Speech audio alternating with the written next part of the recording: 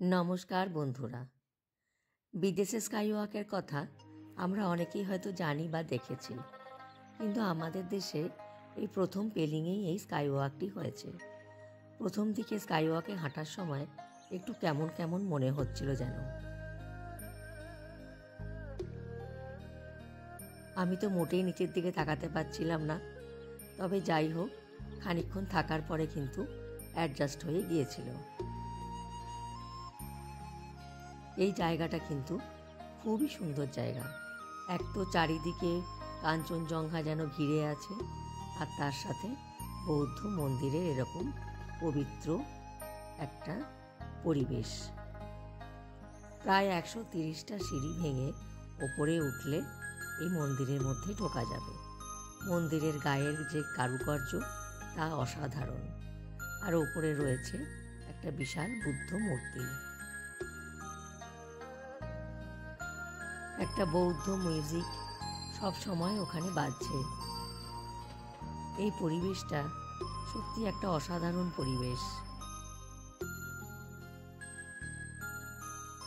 সব কিছু মিলিয়ে এত পবিত্র জায়গা কোথায় সত্যি না দেখলে আমরা খুবই মিস করতাম।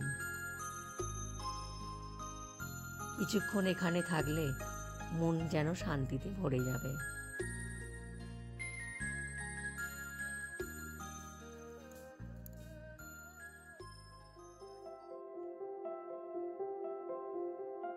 পেলিংয়ের রাস্তা দিয়ে যাওয়ার সময় অসংখ্য ঝর্ণা আমাদের চোখে পড়েছিল, আর এই ঝর্ণাটা অনেকটা উঁচু থেকে পড়ছিল।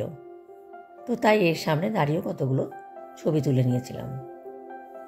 তো এরপরে চলে গেলাম কমলালেবুর বাগানে। কমলালেবুর বাগানটা রিম্বি নদীর ধারে রয়েছে। যেহেতু শীতকাল, তাই গাছে অনেক কমলালেবু কিন্তু ধরে আছে। কমলালেবুগুলো সাইজে ছোট হলেও বেশ মিষ্টি।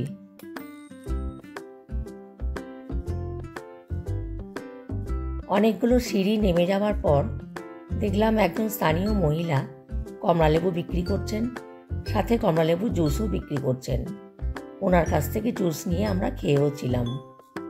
এছাড়া নানা ধরনের অরেঞ্জ ওয়াইন, স্ট্রবেরি ওয়াইন এসবও উনি বিক্রি করছিলেন। এই হচ্ছে রিম্বি নদী। রিম্বি নদীর ধারেও কিন্তু অনেক জুসের দোকান রয়েছে।